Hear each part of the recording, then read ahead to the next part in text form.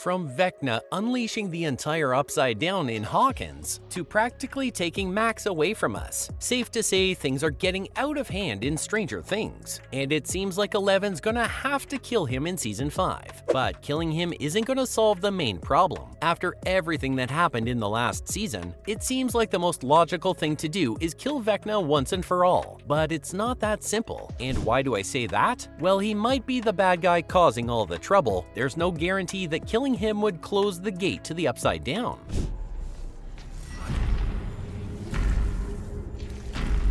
What are you doing? It's not time for you to leave.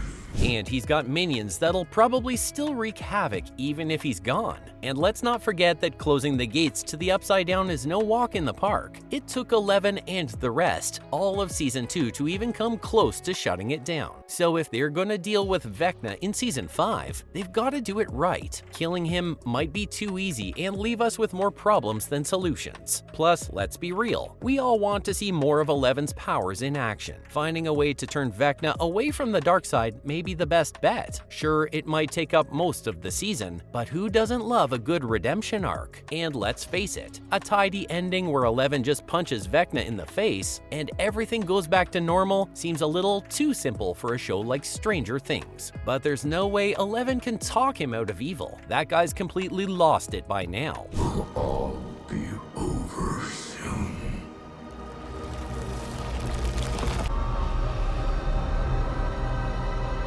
So how exactly are they gonna defeat Vecna then? Well, 11's powers got a bit of an upgrade last season, and it might just be the only way of dealing with him. 11 can now enter people's minds like a psychic ninja, and she does so towards the end of Season 4 when she saves Max from Vecna's clutches. This mind-bending power could be the perfect way to defeat Vecna without resorting to a violent showdown.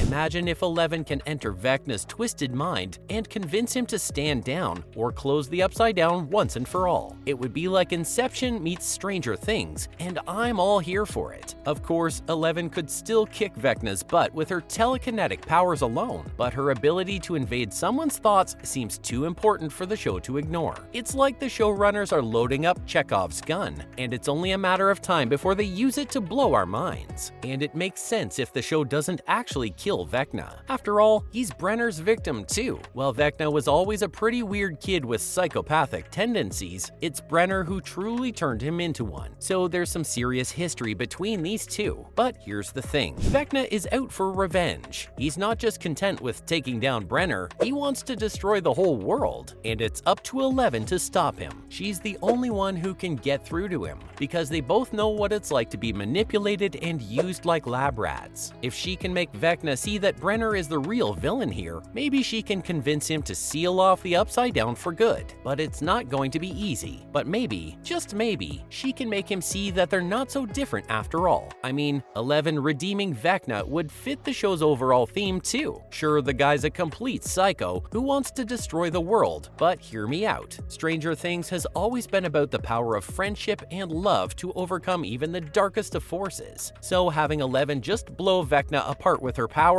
wouldn't exactly fit the bill, you know? We need something more satisfying than just violence, and that's where redemption comes in. If 11 can show Vecna the error of his ways and convince him to stop trying to destroy the world, it would be a much more meaningful ending. It would show that reason and emotion are more powerful than violence, and that even the most broken of people can find redemption. Plus, 11 and Vecna have so much in common. They were both manipulated and twisted by that evil scientist, and they both struggled to fit in and be normal in the real world. Last night, why the security cameras were turned off, why Papa punished 2 today.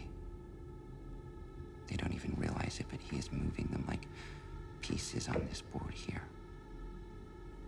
so it makes sense for Eleven to feel conflicted about killing him. And let's not forget about the central theme of victimhood in Eleven's character. She knows what it's like to be used and abused by people in power, so she's bound to sympathize with Vecna on some level. Not to mention, Vecna could be Eleven's dad. So we all know about Eleven's messed up childhood, right? Well, it turns out it could be even more messed up than we thought. According to some dedicated fans on Reddit, there's a chance that Eleven's biological father is none other than Henry Creel, aka Number 1. Now, we don't know much about Henry, except that he was the first test subject and is probably old enough to be Eleven's dad. But when you think about it, it does make sense. Eleven's powers are off the charts, and the only other person we've seen with that level of ability is Henry. The Duffer Brothers have already given Eleven a biological father named Andrew Rich, but that's literally all we know about the guy. So it's entirely possible that they could pull a fast one on us and reveal that Henry is actually Eleven's true father. And just think about the implications of that reveal. Eleven has spent her entire life searching for her family, only to find out that her real dad is a science experiment gone wrong. Not to mention, if she has to fight Vecna with that knowledge, it's going to mess with her head even more. And with the way things seem to be going, there's a chance that Eleven could sacrifice herself. While Vecna being redeemed would be great and all, it'll be a huge challenge, even with Eleven's new powers and everything. And if he keeps trying to destroy the world like he is currently, then she'll have no choice but to kill him, even if he does turn out to be her dad. Eleven's death would be a tough pill to swallow, but Stranger Things has been building towards their inevitable adulthood. The show is about growing up, facing your fears, and letting go of the past. In a way, Eleven's departure could be a fitting end to the series, as the remaining characters learn to move on without her. It's unclear whether Eleven or Will is going to sacrifice themselves to sever the connection to the Upside Down. But one thing is for sure, the Duffer Brothers have confirmed a time jump, meaning the characters will probably age into adulthood. The time jump could bring about new possibilities or invalidate these theories altogether.